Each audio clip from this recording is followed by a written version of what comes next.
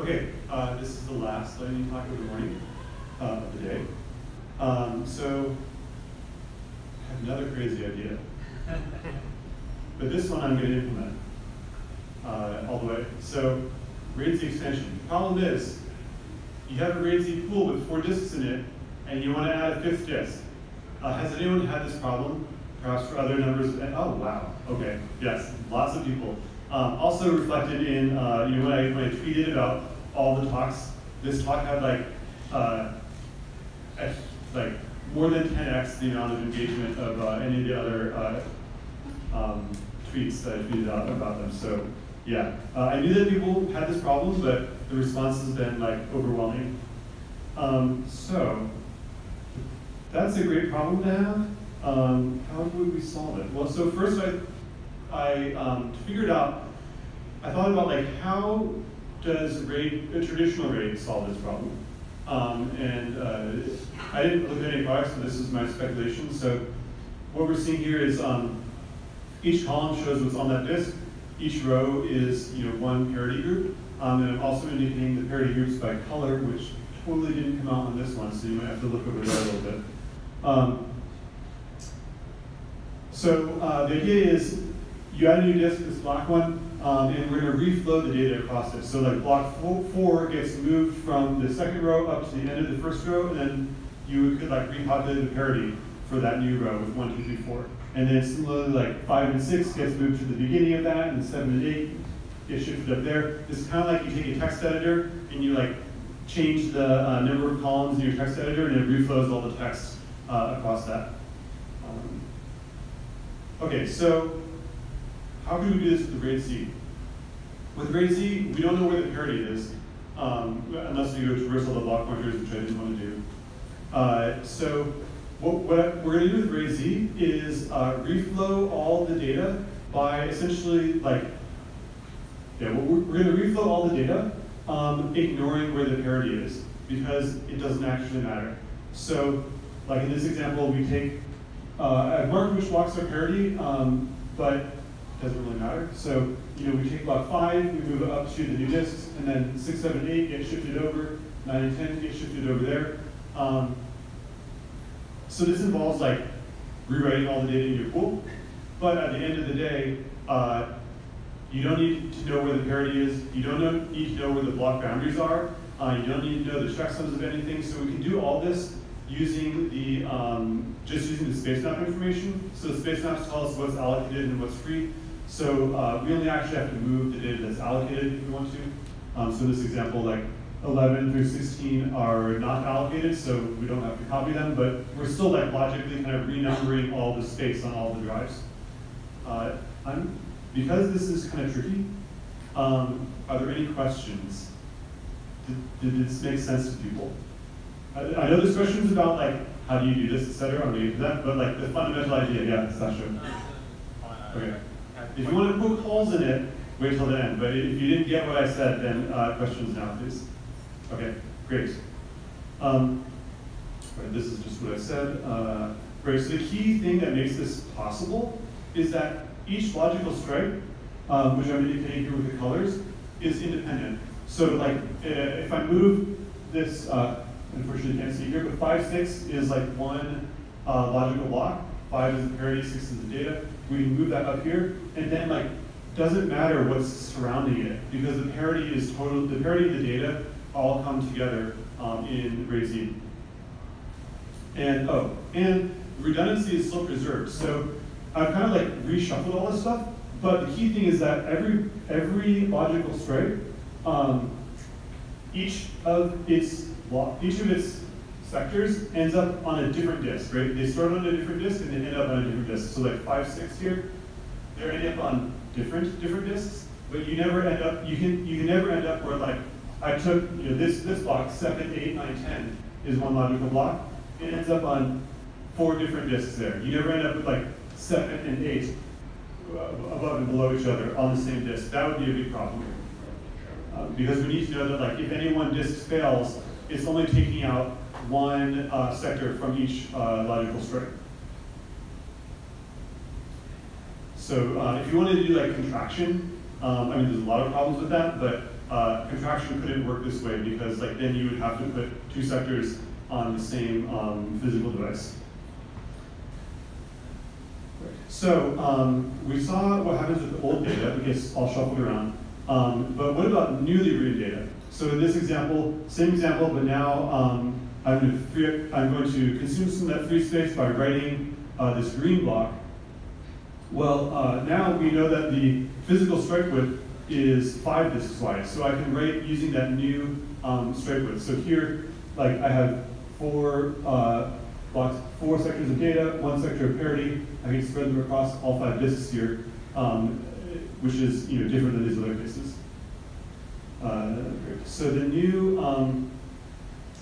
after the key thing to get here is the difference between the physical stripe width of the RAIDZ and the logical stripe width, which is now specific to each block. So, here everything is physical stripe width 4 and logical stripe width 4. But here, we're physical stripe width 5 because we have 5 physical blocks here, 5 physical disks here. But the old blocks, like the red one, are logical stripe width of 4, but the new blocks, like the green one, are logical stripe width of 5. And we need to know that when we are reading the block back in. So the consequences are, after you do this transition, you reflow all the data, the old blocks still have the old data to parity ratio. So in this case, it's 3 to 1. But the newly written blocks have the new data to parity ratio, like the green one, which is 4 to 1. And so when we're reading, we need to know the logical stripe width to know like which sectors are data and which are parity. And we can do that using, we could do that by changing the block pointer, but I know Sasha is going to come after me if I try to do that. Instead of what we did was, we're actually going to do something that we talked about for a long, long time called time-dependent geometry. The idea is based on the birth time, based on the birth time of the block, we look up in another table that tells us like, what was the configuration at that time? So when we get the block pointer and it says, I have 7 sectors allocated and I was born at time 10, we can go look up in this table and say, what was the physical stripe width at time 10? And then that tells us what the logical stripe width is of this block. All right, cool. So I showed this cool picture, I guess this one, where I'm like before and after. It's great. But how do we get from before to after? So when you start out, after didn't happen magically, you just added an empty disk, right? So you start out, it's like, you add a disk. There's 5 disks now, but all the data is still where it was, to begin with. We have to actually copy that data. And the problem is, we can't overwrite any data that's being used. So like, I can't just like read this all into memory and then dump it all out here, because if I crash in the middle of that, like it'll be impossible to recover because I won't know like what was written, like what's in the new format, what's in, like if I just issue all 20 of these writes at the same time, like some will complete and some won't, and then the system crashes, and then like all hell is broken loose because I don't know, like 11, I'm going to regret block 13 and overwritten it over 11, but 11 wasn't written yet, so like 11 just doesn't exist anymore anywhere, except for in the memory of the machine that just crashed. So to do this, we need to keep track of we have to do this a little bit at a time, because we can only overwrite stuff that's not being used. So initially, the only thing that we can overwrite is this one sector way up there at the corner. I can read block 5, and I can write it up there. So we keep track of 2 things as we're doing this, the reflow progress and the chunk size. So reflow progress tells us how much have we already reflowed. And we get 4 sectors for free because they're already where they're supposed to be. But I can only read a chunk of 1 at a time. So I read block 5 and I write it to the new location. And so I do this, and then I have to wait for TXT to sync out. Because this reflow progress needs to be committed to disk, and these writes need to all be committed to disk. So I do that, and then I commit to disk the reflow progress. There might be, there could be some tricks of like using the ZIL to like the reflow progress or something, but I'll tell you in a few slides why that's like not really necessary. Right, so great, we copied block 5. Now, this sector that it has the contents of block 5 here, but it's not actually being used because if we crash now, then we know that the reflow progress is up to 5, so I know that everything up to 5 is actually in the new locations, and everything that's after 5 is still in the old locations. So now I can copy block 6, and then I can copy block 7, moving it back one, and then block 8. All right, but now I've moved up to block 8, but now the chunk size is 2 because I have 2 unused sectors next to each other. 8, the one that has the old version of 8 that I don't care about, and then this empty block. So now I can copy 2 sectors at a time. So I can copy 9 and 10, and then I can copy 11 and 12. Oh, and now I've got 3 sectors that I can copy. So I can copy 13, 14, 15, and then I can copy 16, 17, 18, and now I have 4 sectors I can copy at once, and then I'm done. So yeah, so we need to track, the key thing is we need to track the progress so that, like, if I'm partway through here, the whole point is if I'm partway through here and I crash, then I need to know, if somebody comes in and says, I want to read the block that starts at 17 and goes to 20, I need to know that I should get it from here and not from like the new location that that's going to be, which is like somewhere around here. Yeah. Okay, so why don't we go do some crazy tricks with the ZIL? Because I showed you like the first 5, the first 7 TXGs, but this actually increases exponentially.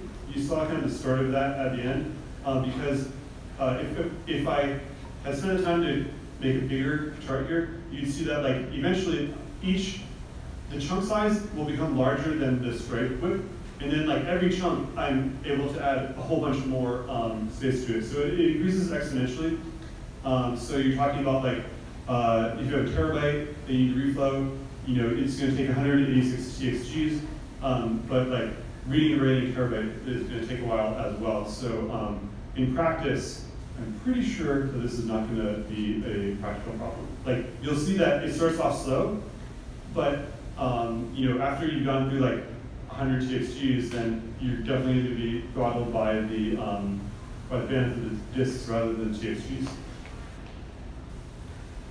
Okay, so I showed you one example, but this generalizes out kind of naturally without any additional work to work with RAIDZ 1, 2, and 3. You can expand multiple times, so you have 4 wide and then add 1 to make it 5 wide, add 1 to make it 6 wide.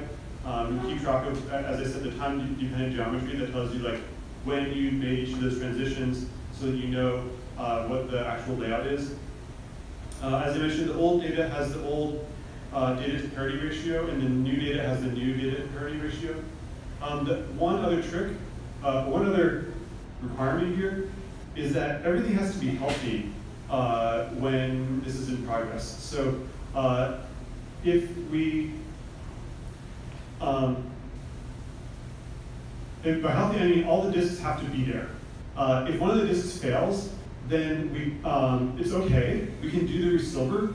Resilver will know about we'll know about the reflow progress and know that the stuff that's been reflowed is in these places and this that has it is in these different places. But so we can do the reconstruction, but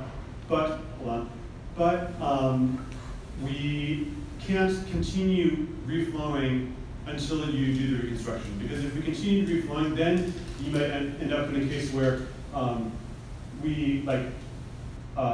we need to read something from the disk that's gone, and we also need, like, any given stripe, we need to read something from the disk that's gone, and we need to write something else, something different to the stripe that's gone. So in one stripe, like in these 4, like if we have any 3 of these 4, then we're good. But we might end up losing 2 out of the 4 because like I need where's the example? Like if we lose this one, well, if we lose this one, then it's like I need to, then I can't read 15, And I can't write 14 and I can't write 16. So I actually lose, well, I guess 16 is already there, right? But if I lose this one, I lose 16 and I lose 14 because I can't write 14 to that disk. This will kind of just work. The reflow will just pause while the device is not healthy, and then when it after the resilver completes, then the reflow will continue. And the reflow works in the background.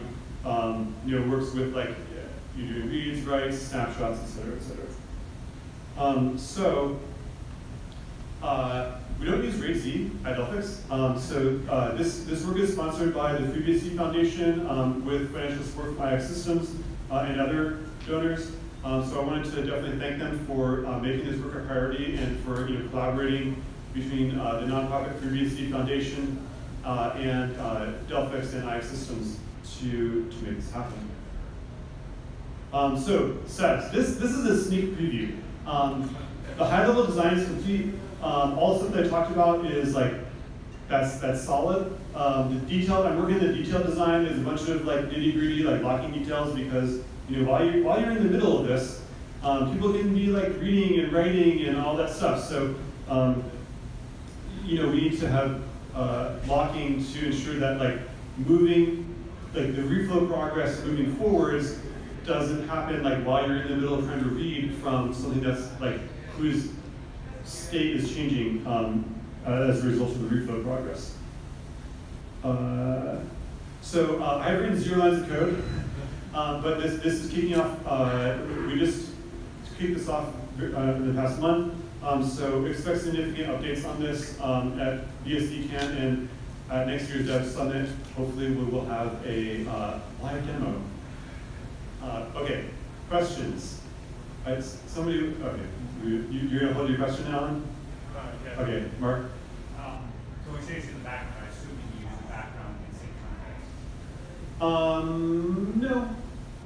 You don't have to do this in syncing context. Yeah, so this can actually happen from open context. With the, I talked about the reflow progress has to get changed every TXT. But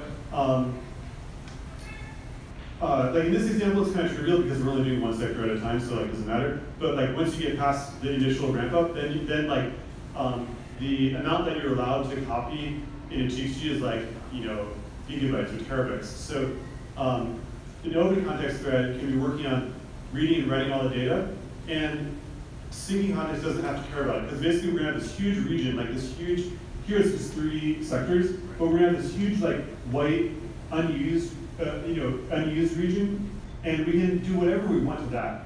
So open context can just kick off like tons of IOs to read all the data and write it. It doesn't really matter what order it gets in there. And then like once that's done, whatever TXT happens to be there, we can say, all right, just do a sync task to change the reflow progress from like 1 million to like from 1 million to like 1.2 million or whatever.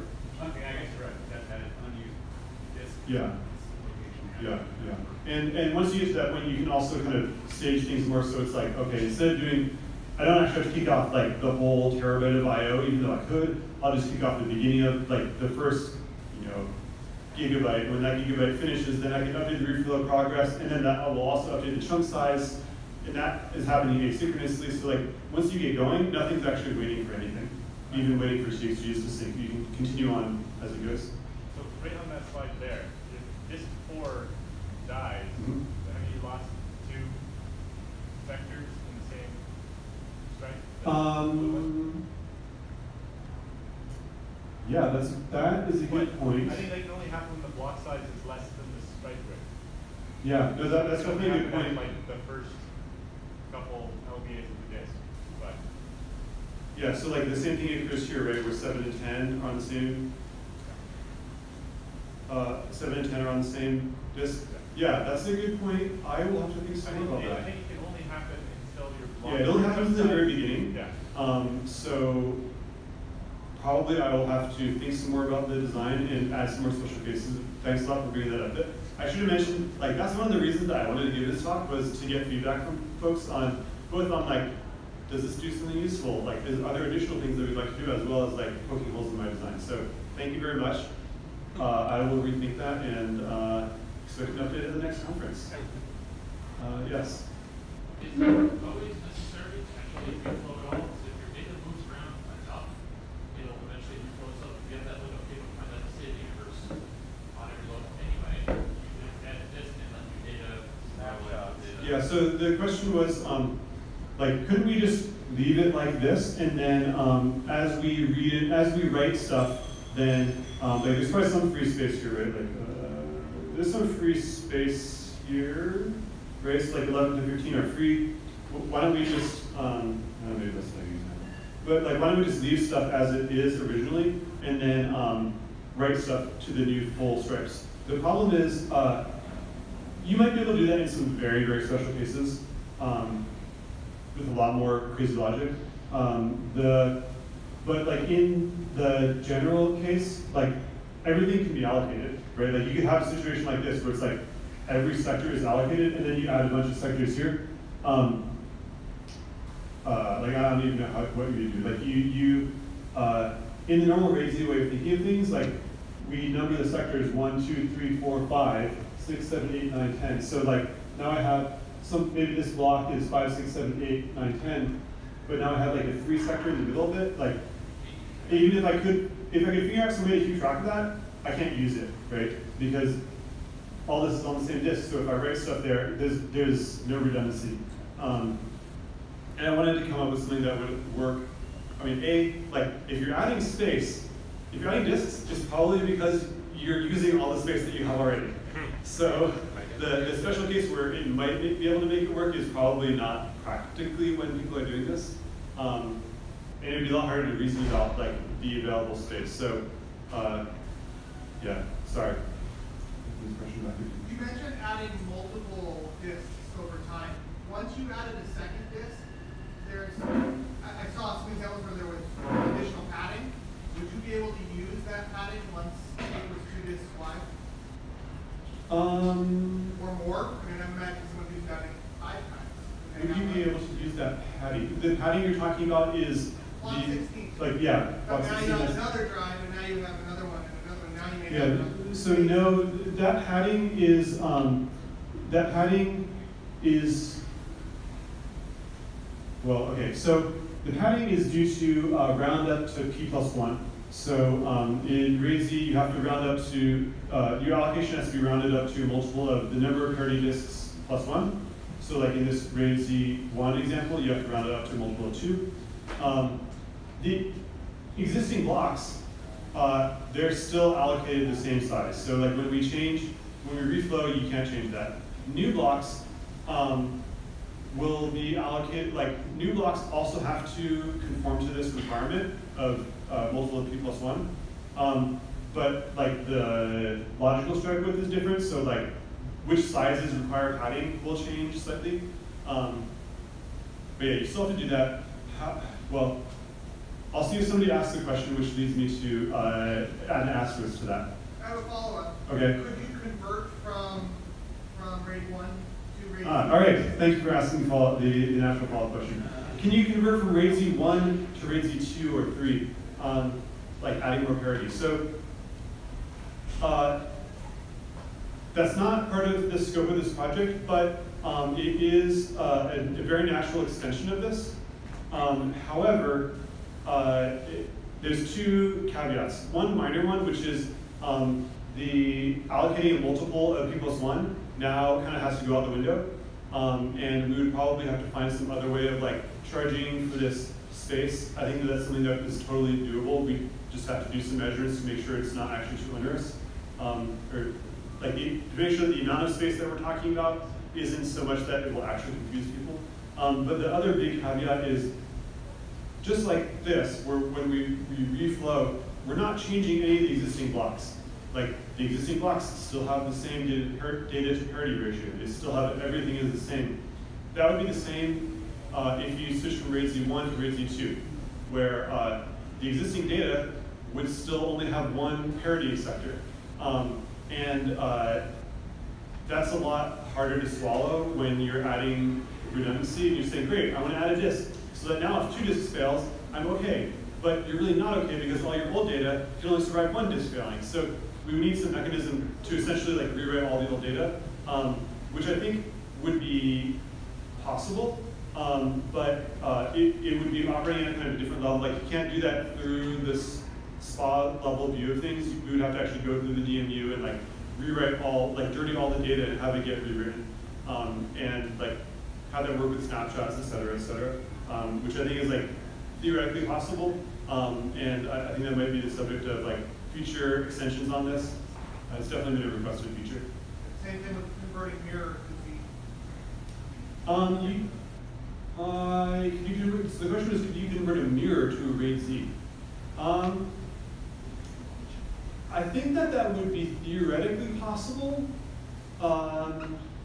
because you could essentially treat the mirror as like, hey, let's just pretend, well, yeah, maybe, yeah.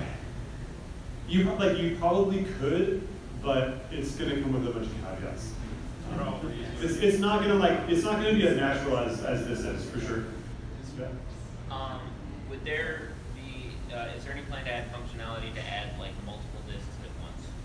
Yes, the question was, how about adding multiple disks at once, rather than like adding one, reflow, then add another one, then reflow. Yeah, that's, so that is also very naturally in the design of this project. I think it would totally work. Just to keep the scope of the project as small as possible, it's not going to be part of the like minimum viable project. But I think that would be a really straightforward extension that would really fit into the existing design. So I'm just thinking that if you disregard the case where you're completely out of the loop and you just say, well, be smarter and do this operation at 0. Would the generic reflow be more useful for a bunch of different cases? Let's say like changing record size, changing compression type, and then you can just reflow the data in whatever the configuration is. So the question is, could you use this for changing the record size or compression? Or anything that would need to change from a fixed position on disk now. Yeah. Right? So the answer is no. This does not in any way address any of those things, because this is the reason that this works and that it works so well is that we don't know where the blocks are, we don't care where the blocks are, and we're not changing the block pointers. So the whole point of this is like we're changing the way that the sectors are numbered.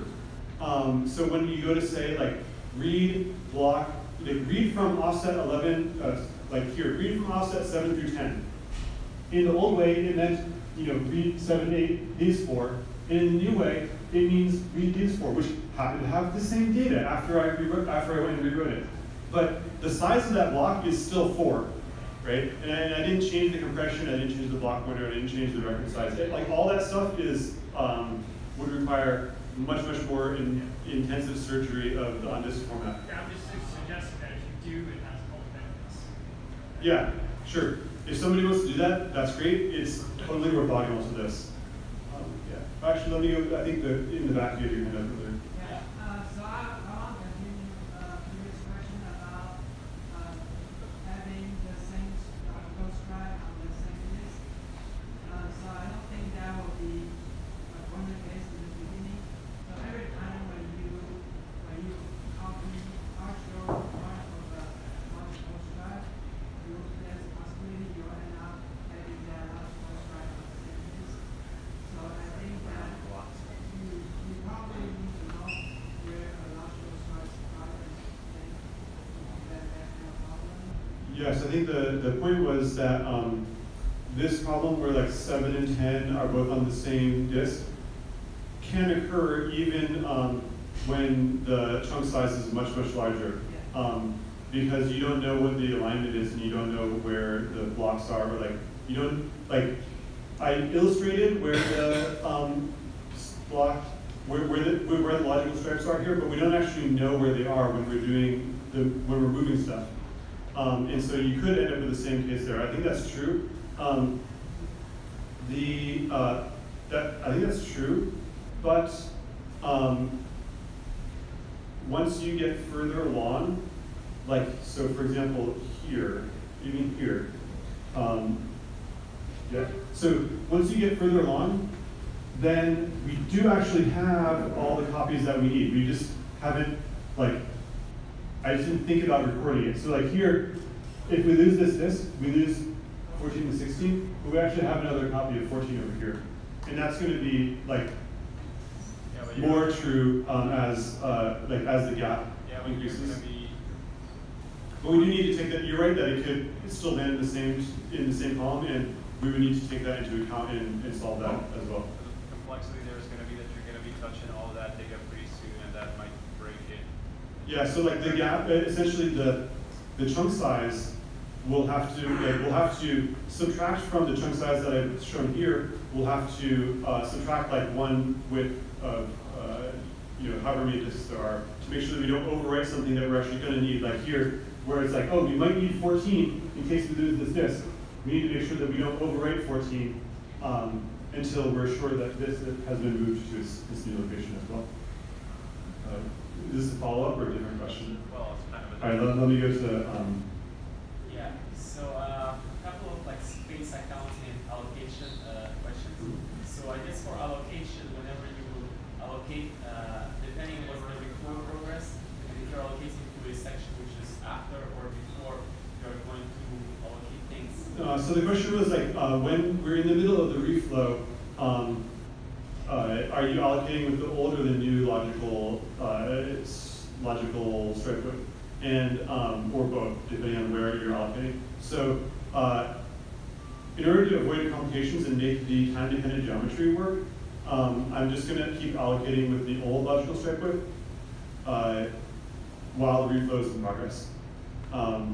Otherwise, we could say like, oh, if you're after we reflowed, then you can use the new logical stripe width, but we need to use some space in the block pointer to tell that, or have like a much more complicated table that tells us like based on not just the birth time, but also the birth time and the offset will tell me whether it's what the actual logical stripe width is. And the second question is for the space accounting. I know we have the I think when we do a simple list, it shows us the physical space, but the logical space is going to be changing, has to be the rest of the reflow.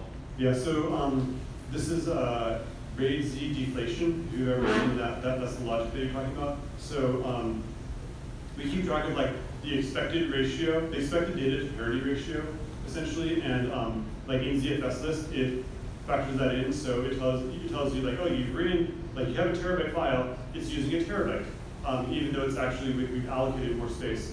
And that expected ratio is going to change when we change the stripe width. I didn't say anything about that on here because I'm still working on that. We might have to live with stuff using less space than you expect, according to ZFS list. But I need to see if I can do better than that and kind of have that also be like time dependent, sort of. But it's a little bit trickier. Was there? Yeah.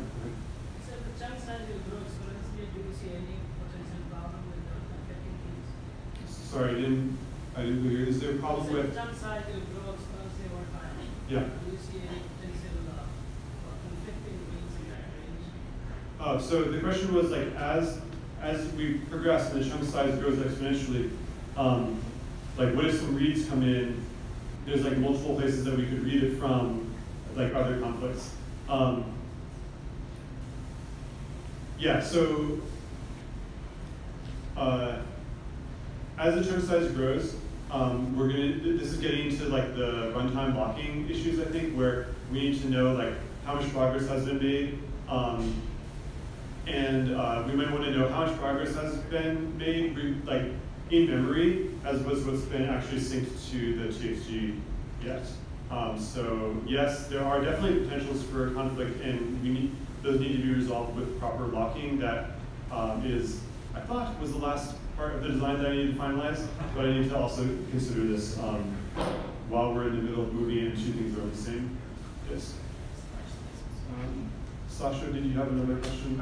Okay, I think that's it. Sorry for running over and not addressing your questions during the talk, but hopefully the next talk on the subject, I'll have it down more. Thank you.